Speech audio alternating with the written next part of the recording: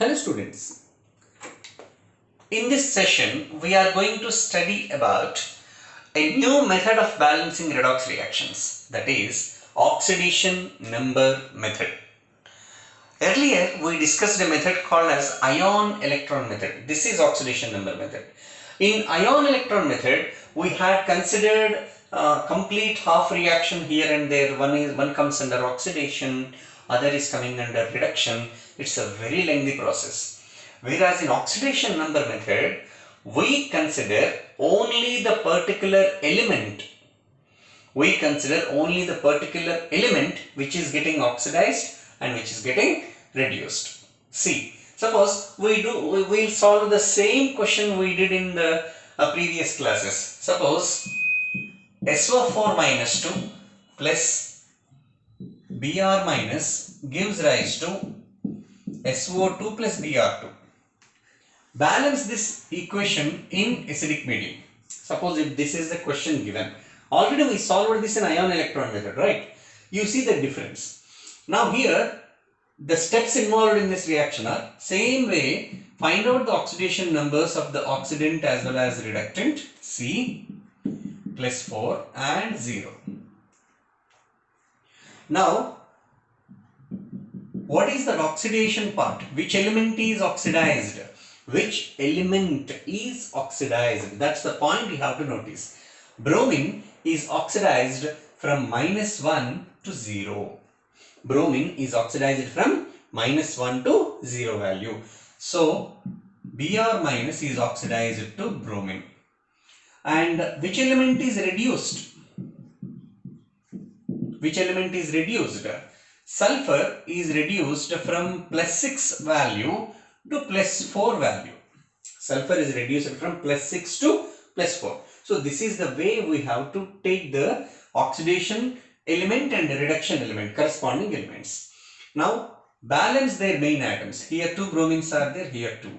Here already 1 sulfurs are equal. Now you see what's meant by oxidation? Loss of electrons, no? So here how many electrons were lost? Here how many electrons were gained? See, bromine is changing from -1 to 0. -1 to 0 means how many electrons difference is there? 1 electron difference is there from -1 to 0. 1 electron is lost from -1 to 0. Means 1 bromine had lost 1 electron. Likewise, 2 bromines had lost totally how many electrons? 2 electrons. This point you have to make it very, very clear. See, once again I am repeating. Oxidation we noticed. Reduction also we noticed with the corresponding element, isn't it? Now, what we have to see? Oxidation means loss of electrons, no? So, how many electrons were lost? You know that oxidation state corresponds to one particular element. Bromine is from -1 to 0 means 1 bromine is changing from -1 to 0.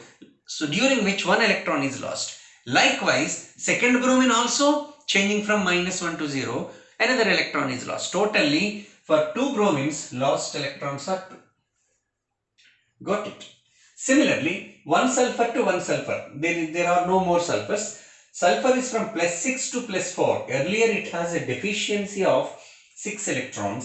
Now it came to a state of deficiency of 4 electrons. So, meanwhile, 2 electrons it had gained, 2 electrons. So, this is what we have to find. Lost electrons in oxidation, gained electrons in reduction we have to find. What's the next step? This is step 1 actually. This is step 1. Next step is equate lost with gained using crisscross method. Using crisscross method, we have to equate the lost electrons with the gained electrons. Already here equal. If they are not equal, then with this number of electrons you multiply this whole equation. With these number of electrons you multiply this whole equation. You know that logic. Now here, no need to crisscross. Already they are same. Step 3 is take these coefficients and place them in the main equation. Now what is the coefficient of Br minus 1? Br minus 1 coefficient, we got it as 2. So 2 moles of Br minus. What is the coefficient of sulfur plus 6? This is sulfur plus 6. Its coefficient is 1 only. So take that coefficient before its ionic form. Gives rise to, what's the coefficient of Br2? It is 1 here we got. So take that Br2 as it is. Plus S plus 4 has got 1 as coefficient. What is S plus 4? It is in the form of SO2. It's a oxidation state only we considered here for comparison. And the coefficients, once we got the coefficients, that we have to take it in their actual equation. Now balance the rest of atoms in a usual pattern. Like in acidic medium, how do you balance hydrogens, oxygens? In basic medium, how do you balance hydrogens, oxygens? We have studied already. This is an acidic medium. H plus stands for acidic medium. Now you see, this side 4 oxygens, this side 2 oxygens. 2 oxygens are less on the right side. For 2 oxygens in acidic medium, add 2H2O. Next, for hydrogens, right side we have 4 hydrogens, left side no hydrogens. So take 4H plus. Now you see, everything will be balanced. 4 plus charges, 2 and 2, 4 minus charges. 4 plus charges and 4 minus charges. 4 plus charges and 4 minus charges. Neutralized. This side no charges, neutral. So this is the second method of balancing redox equation, which is called as oxidation number method. Okay. So like this, let us see one more equation. Okay. Have you followed? Follow the steps properly. Now let us see the balancing of another redox equation using the same oxidation number method. See, balance the redox equation involved in the oxidation of iodide to iodine using acidified potassium permanganate, or MnO4 minus. Okay, better you take it in MnO4 minus only, because K plus is called as spectator ion. Even in the product reactants or products, potassium will be always in +1 oxidation state only. It doesn't show any change in oxidation state. Potassium doesn't show any change in oxidation state. Such ions which doesn't show any change in their oxidation states are called as spectator ions. Okay, such spectator ions you can cancel. Always better you take it in ionic form. If at all they had given the equation using spectator ions also, you can balance them manually. No problem. There is no need of special logic for that. Now let us see. Permanganate is oxidizing iodide to iodine. And in the previous classes, while calculating equivalent mass of oxidant and reductant, we have studied a flow chart. Whenever potassium permanganate acts as an oxidizing agent, it changes from +7 to +2. That is fixed. It never varies in acidic medium. Whenever the medium is acidic, manganese changes from +7 to +2. That is fixed. You have to remember that, right? Now let us see. This is asked to balance in second method, oxidation number method. Now find it. What is oxidation and which element is oxidized and which element is reduced? So manganese is in +7 changing to +2. Decrease in value, reduction. Manganese is reduced from +7 to +2. Isn't it? Similarly, iodide is changing from -1 to 0. -1 to 0. Oxidation. Iodide is oxidized from -1 to 0. Now we have to balance the main atoms. 2 iodines, 1 manganese. No need to balance them again. Now during oxidation, how many electrons were lost? During reduction, how many electrons were gained? 1 iodine changing from -1 to 0, during which it had lost 1 electron. Likewise, 2 iodides had lost 2 electrons. That's clear. Even in the previous thing also we did the same. Manganese is changing from +7 to +2. Earlier it has a deficiency of 7 electrons. Now it came to a deficiency of 2 electrons. Meanwhile, 5 plus charges have vanished, right?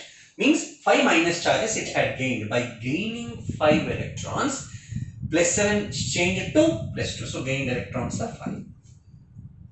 Right? Now what is the next step? Next step is equate lost electrons with gained electrons. Equate lost electrons with gained electrons. How do you equate? Crisscross method. With this 5, you multiply this whole equation. With that 2, you multiply this whole equation. Got it? Now multiply that. It is 10I minus gives rise to 5I2, during which lost electrons are 10. And by multiplying this with 2 moles of manganese in plus 7 oxidation state is reduced to 2 moles of manganese in plus 2 oxidation state, during which gained electrons are 10. 5 to 10. Now lost electrons are equated with the gained electrons. Finished. Almost the task is finished. What we have to do next? Place these coefficients in the main equation. That's it. Place these coefficients in the main equation. Iodide coefficient is 10. Where is iodide? Here. 10I minus. Mn plus 7 coefficient is 2. Where is Mn plus 7? This is Mn plus 7. Its coefficient is 2. So 2 moles of MnO4 minus, giving rise to I2. I2 coefficient is 5. This is I2. So it is 5I2 plus Mn plus 2 coefficient is 2. Mn plus 2 coefficient is 2. Now, rest all atoms must be balanced using the rules. Acidic medium, basic medium, hydrogens, oxygen rules. It is acidic medium given. So, when in acidic medium, how do you balance oxygens? 8 oxygens. Here no oxygens. So 8 H2O. 16 hydrogens. So no hydrogens here. 16 H plus. Now you see the charges. Automatically they will be balanced. You see 16 plus charges. 2 and 10, 12 minus charges. 16 plus charges, 12 minus charges. On cancellation, 4 plus charges will be left on reactant side. When it comes here, 2 to 4. 4 plus charges equal. And remaining all atoms will be obviously balanced. You can cross check. 2 manganese, 2 manganese. 10 iodines, 10 iodines. And 8 oxygens, 8 oxygens. 16 hydrogens, 16 hydrogens. Charges are already balanced. We just now checked. So this is how, in a less number of steps, of course this is also suitable for PU only. It is not for competitive exams. Competitive exams I will give a technique. Okay. This is also suitable for PU only. If they specify that to solve in oxidation number method, this is the procedure. Understood? Now let us see one more question. See, let us solve the same questions which we have solved now in still better method, which is used for competitive exams. Now this method is used for JEE or NEET or even for advanced examinations. For advanced examinations, they won't ask these balancing questions, but this procedure is to be used while solving another question. In a big question, to solve, to save time for a bigger question, we have to use this technique for advanced, even for JEE also. Okay, now let us see. Suppose you take this SO4 minus 2 plus Br minus gives rise to Br2 plus SO2 in acidic medium. This is asked to balance.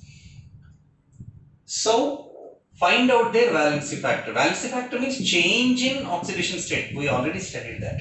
Sulfur is changing from which number to which number? Which number to which number? It is plus 6 to plus 4. So, what's the difference for 1 mole of sulfate? For 1 mole of sulfate to 1 mole of SO2, what is the difference? 2. Okay, or change in oxidation state. Change in oxidation state, you can take it as change in oxidation state is plus 6 to plus 4, 2. Now balance these atoms, 2 bromines, 2 bromines. 1 bromine is changing from minus 1 to 0. Minus 1 to 0. You know that bromine, it is 0 oxidation state. 1 bromine, change in oxidation number is 1. For 2 bromines, change in oxidation number is 2. Right? What we have to do? We have to crisscross them. With this, you have to multiply this. With this, you have to multiply this. As they are same, we need not multiply. Now, balance oxygens and hydrogens in a simple method. 4 oxygens, 2 oxygens, 2 H2O. 4 hydrogens, 4 H plus. Finished. Right? If you manage the time, you can solve this in maximum 20 seconds. Maximum, you can try once. For example, this question is given. MnO4 minus plus I minus gives rise to Mn plus 2 plus I2. This is also in acidic medium for suppose. Plus 7 to plus 2. What is the valency factor? 5, or change in oxidation state. For one iodine, 1 is the difference. For two iodines, 2 is the difference in oxidation state. What's the next? With this 2 you multiply this, with this 5 you multiply this. It is 10. Right? Now 2 manganese, 2 manganese, 10 iodines, 10 iodines. You can manage like that. Next oxygens, 8 oxygens, 8 H2O, 16 hydrogens, 16 H+, finished. Everything will be balanced as I said. See, as I am explaining it to you, it might have taken few more seconds. But as a student, you can solve it in, as I said, maximum 20 seconds. One more question. Oxidation of iodide by alkaline permanganate OH minus to IO3 iodate, where manganese will be changed to suppose MnO2. Suppose if this is the equation given. Okay. Now let us see. Manganese is changing from plus 7 to plus 4. You know how to find out the oxidation number. Plus 7 to plus 4. What is the difference? 3. And 1 iodine to 1 iodine. It is minus 1 to here iodine is x minus 6 is equal to minus 1 plus 5. Minus 1 to plus 5. Change in oxidation number is 6 here. Here change in oxidation number is 3. Here it is 6. You can crisscross this with the 6. With this 6 you multiply. With this 3 you multiply. Or even with 2 and 1 also you can multiply. Their simple ratio. With this 2 you multiply here. With this 1 you multiply here. Now 2 manganese, 2 manganese. 1 iodine, 1 iodine. Main atoms are balanced. Next oxygens in basic medium. 8 oxygens are here. Here 4 plus 3, 7 oxygens. More 1 oxygen means we have to take OH minus. Next hydrogens. Right side 1 hydrogen is there, left side no hydrogen. As I said, for each hydrogen you have to add 1 H2O. For balancing 1 hydrogen on this side, add 1 H2O, during which newly 1 oxygen came. For which again you balance oxygens. How do you balance oxygens in basic medium? By adding OH minus. So second OH minus add. Everything will be balanced. You can cross check. See, one single line you can solve. Finished. See, 2 manganese, 2 manganese. And 1 iodine, 1 iodine. Next oxygens 8 plus 1, 9. 3 plus 4, 7 plus 2, 9. 2 hydrogens, 2 hydrogens. Charges 2 and 1, 3 minus charges. 1 and 2, 3 minus charges. See, everything is balanced. You have to remember the steps for doing it in such a less time actually. So, let us discuss the next concept. So, this is our next concept, that is precision and accuracy. Precision means, suppose we have to calculate some value whose exact value is 2.0. But for that, we have determined it as 1.93 and in another experiment 1.95. This is the actual value and these are the values obtained in our experiment, or someone is doing experiment. Some student is performing an experiment. He got these two values in two trials. Right? Now, as these two values are close to one another, these two are said to be precise. These two are said to be precise to one another. That's what the definition stands. Closeness of various measurements obtained for the same quantity. What's meant by precision? Closeness of various measurements obtained for the same quantity. For the same quantity, we have obtained these two measurement values. Right? We have measured these two values. As these two are close to one another, these two are said to be precise. See, original value is 2.0, for which calculated values in two trials were 1.93 and 1.95. As these values are close to one another, these are said to be precise. Then what's meant by accuracy? If the obtained value in the experiment is in agreement with the actual value, if it is exactly same or almost same, then it is said to be accurate. Right? Accuracy means agreement of a particular value to the true value of the result. Agreement of a particular value to the true value of the result. Now let's come to the same experiment. Original value is 2.0. but obtained values in two different trials were this 1.93 and 1.95. These two are close to one another, that's why they are said to be precise to one another. But these values are not at all in agreement with the original value. See, they have a difference of 0.07, too much it is.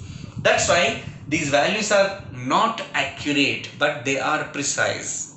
These values are not accurate, but they are precise. And when it comes to another example, suppose original value is the same 2.0, but in two different trials for a second person, these are the values obtained, 1.94 and 2.05. Are they close to one another? Check the values. 1.94 and 2.05, are they close to one another? No, as they are not close. See, closeness of various measurements for the same quantity is said to be precision. As these two are not close to one another, they are not said to be precise. And at the same time, with the true value, see, they are too high. 2.05 means 5% more. This is 6% less. So maximum 1%, that much error is allowed. So as the difference is too high, this is not even accurate. So these values are neither precise nor accurate. Okay, next one. Suppose case 3 or example 3, let us take. Actual value that we have to get is 2.0 again, but in a for a third person, he got two different values. Third person has got two different values in two trials, 1.99 and 2.01. Right? These two values are truly close to one another, so they are said to be precise, and they are almost close to the true value 2.0, 1% error. Right? That's why they are also said to be accurate. In such a case, these two values are called as precise as well as accurate. So this is the concept called as precision and accuracy. Right? Let us see the next concept. So this is our next concept, that is significant figures. Significant figures means meaningful digits in a measured or calculated quantity. Suppose we are measuring a certain quantity, we are calculating certain value. In that calculated value, how many digits are meaningful? That is said to be its significant figure. It may be 1, 2, 3, so on. So how many digits are meaningfully required values is said to be significant figure. So what's the definition of significant figures? Meaningful digits in a measured quantity or a calculated quantity. We may get different values, 1.1293 something. So among all those digits, how many are minimum required or meaningfully required to specify? Those many number of digits is said to be significant figures, right? And these significant figures include all certain quantities, means whatever the certain values, properly known values, exactly known values were present, they include all those certain digits. The significant figures include all certain digits and at least one uncertain digit. So among those different digits, all certain digits must be included and at least one uncertain digit must be placed. Then it is said to be a significant figure. Next, greater the number of significant figures. If more significant figures are included, less is the uncertainty. Greater the number of significant figures in a measurement, smaller is the uncertainty. So more number of significant figures must be specified to make it a proper value. Okay, uncertainty will be less in that. Now, example, if an actual value is 1.92289, suppose if a value obtained for a measurement is 1.92289 and this value is being expressed in two ways and is considered as 1.923 in one way and 1.9229 in another case. Okay, now among these two, which has more significant value, which has more significant figures? 1, 2, 3, 4, 5. So more the number of significant figures, less is the uncertainty. In that way, we have to deal with the significant figures. Now, let us study some rules for determining these significant figures. Right? Our next topic is rules for determining significant figures. See, these are the rules for determining significant figures. Let us see the first one. All non-zero digits are significant.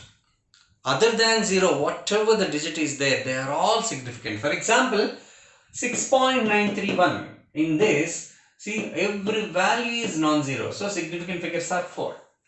1, 2, 3, 4. If it is a non-zero digit, that is significant. Right? Second thing is, all zeros between non-zeros. All zeros between non-zero digits are significant. Suppose, between 5 and 9 in this number, 5.009. Between 5 and 9, which are non-zero, there are 2 zeros. These 2 zeros are to be counted. So, all zeros between non-zero digits are significant. So, in this particular number of significant figures are 4. 1, 2, 3, 4. We have to count zeros also. We have to consider. Next, all zeros before non-zero digits are not significant. Before non-zero digit, whatever the zeros comes, they are all non-significant. Suppose 0.0063, significant figures are only 2. These zeros are not significant. And all zeros after non-zero digits are significant. After non-zero digits, suppose first digit is 6 and next is 3 here, and after 3 we have a 0, that is significant again. Before non-zero is not significant, but after non-zero is significant. And in the calculation of non-living things, suppose pen, mic, or a stick, pencil, scale, okay, or something like a bottle, right? All non-living things. In the calculation of non-living things, which are countable, significant figures are infinity. Okay.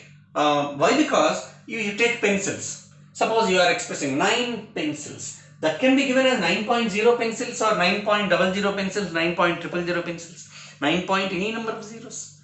So that's why this is only for non-living things which are countable. Okay, for non-living things which are countable, number of significant figures are given as infinity. Right? By applying these rules, let us see some methods of determination of some examples to determine significant figures.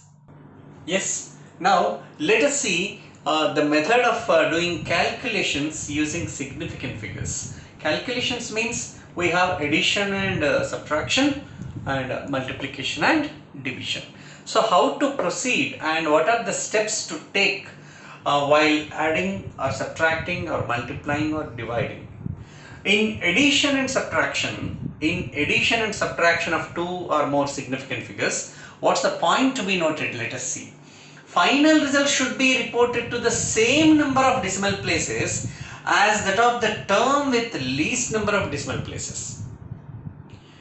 Final result should be reported to the same number of decimal places as the term with least number of decimal places. Suppose we are adding these 3 terms, 3.215. Decimal places are how many? See here, for this decimal places are 3. This has 3 decimal places. This has 2 decimal places. This has 4 decimal places. 3, 2 and 4. Now when we add these 3, we got 6.9984 for example.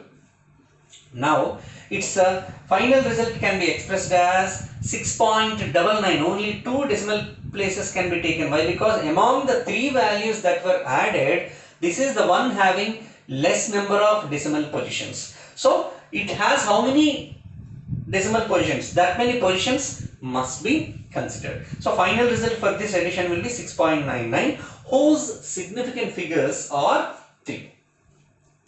This is how we have to follow addition or subtraction of significant figures. When we add or subtract, final result should be on par with the term having less number of decimal positions. In case of multiplication or division, final result should be reported to the same number of significant figures. Their decimal positions here, same number of significant figures as that of the term with least number of significant figures. As that of the term with least number of significant figures. For example, we are multiplying 3.125 with 1.2. 3.125 has 4 significant figures and 1.2 has 2 significant figures, and the product of these two is given as 3.75, suppose. Then its value must be expressed as 3.7 only, because the least number of significant figures are there, which is 2. So out of 3.75, only 3.7 will be considered, whose significant figure is also 2. So these are the points to be noticed while addition or subtraction or multiplication or division. So by following these rules simply, we can solve any big question. Okay.